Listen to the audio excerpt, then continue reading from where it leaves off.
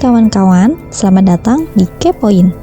Di dunia ini banyak sekali tempat-tempat yang menjadi tempat yang konon angker karena memiliki kisah di masa lalu yang tragis, menakutkan, dan di luar nalar. Berikut Kepoin beberin beberapa tempat yang dianggap paling berhantu di dunia dan kisah-kisah di baliknya. Sebelum kita mulai, jangan lupa untuk subscribe dan like dulu ya kawan.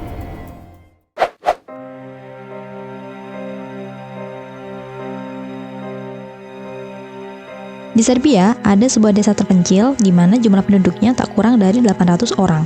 Salah satu kisah hantu paling terkenal di sini adalah tentang kisah vampir.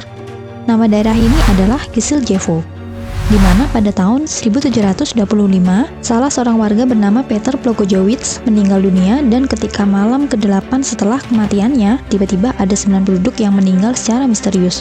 Konon, ke-9 orang itu meninggal karena dicekik oleh mayat Plogojevic. Para pemuka agama, pejabat serta aparat keamanan berbondong-bondong ke sana untuk menyelidiki. Dan tepat ketika hari ke-40 setelah kematian Plogojevic, mereka menggali kuburnya dan anehnya jasadnya utuh serta jenggot dan kukunya masih tumbuh dan juga ada tanda-tanda kulit yang baru. Ketika sebuah pasak atau paku ditancapkan ke tubuhnya agar tak lagi mengganggu, darah segar langsung menyembur dari telinga dan mulutnya. Setelahnya, jeritan mengerikan muncul dan kulitnya menjadi hitam. Pada saat itulah pembunuhan berhenti. Beberapa menyebut Plogojevic adalah vampir pertama di dunia.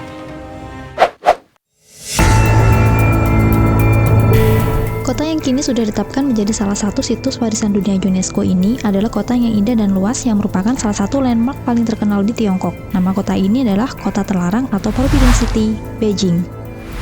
Namun di balik keindahannya, kota ini menyimpan kisah mengerikan.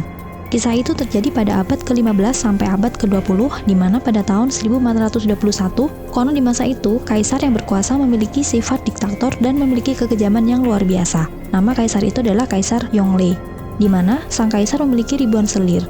Kaisar memerintahkan hampir 3.000 wanita yang ada di haremnya. Harem adalah tempat untuk menampung banyak wanita untuk dibantai karena selir yang paling dicintai sang kaisar meninggal, dan kaisar menuduh salah satu wanita di harem yang melakukannya. Kaisar memisahkan beberapa harem yang menjadi favoritnya untuk dibiarkan hidup. Rumor yang beredar, sang selir meninggal bukan karena dibunuh, melainkan karena bunuh diri. Ia bunuh diri karena kedapatan berselingkuh dengan seorang kasim istana, di mana perselingkuhan itu terjadi karena kaisar menderita impotensi. Merasa dipermalukan, kaisar pun berusaha membungkam siapa saja yang mengetahui kebenaran berita itu. Atas perintahnya, ribuan selir yang mencurigakan dibunuh dengan cara diracun, dan ribuan perempuan yang ada di dalam haremnya dieksekusi dengan cara diiris-iris secara perlahan.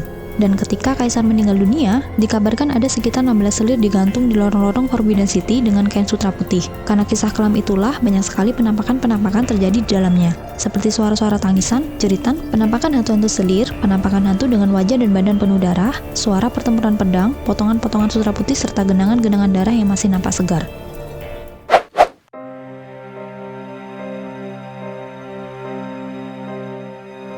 Berikutnya, kita menuju ke Skotlandia.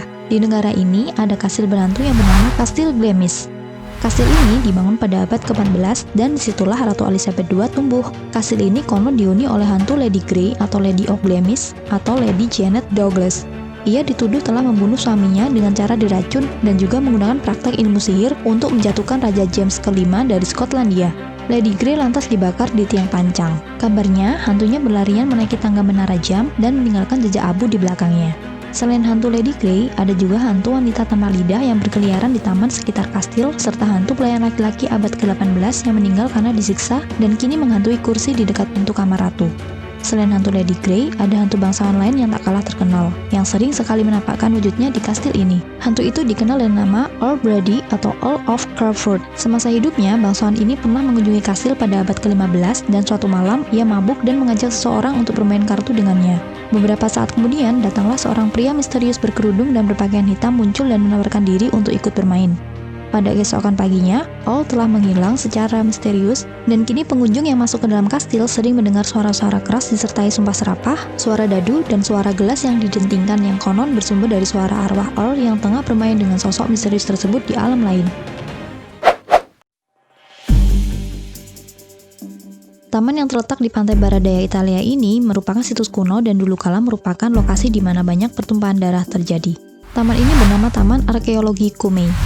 Pada abad ke-1, pertempuran brutal dalam perang Gotik terjadi di sini. Dan selama Perang Dunia Kedua, Jerman membangun bunker dan gudang senjata di area taman ini juga. Di sini terdapat ratusan makam kuno dan di sini pula terdapat banyak mitos yang berkaitan dengan dewa-dewa Yunani kuno. Di antaranya, konon di lokasi ini terdapat pintu masuk menuju Hades, serta konon katanya Cyclops sering muncul berkeliaran di area taman. Dan situs yang paling terkenal adalah tempat kediaman Sibyl, yaitu seorang pendeta Apollo yang sampai sekarang masih sering dikunjungi wisatawan untuk mencoba keberuntungan bisa bertemu dengannya dan mendapatkan ramalan petunjuk darinya.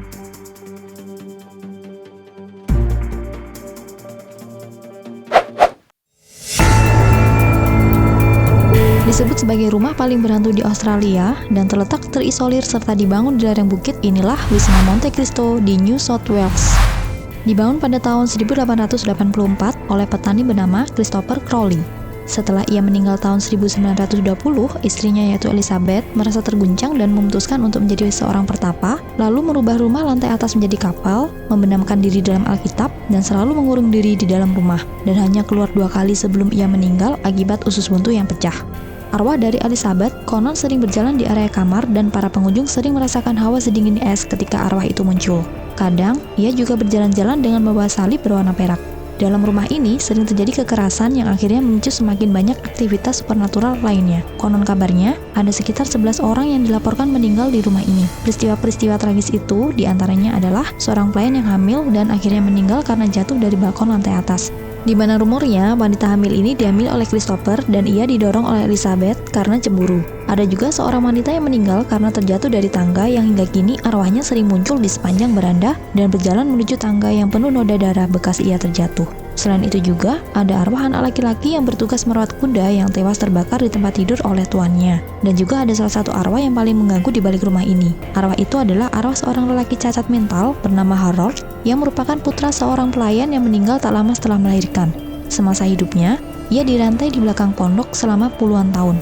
Rambutnya gimbal dan ia terbiasa melolong, mendesis, dan menggeram layaknya binatang di kala malam tiba. Bunyi rantai adalah tanda kehadiran arwah Arnold dan orang-orang juga sering mendengar suara-suaranya di malam hari hingga kini.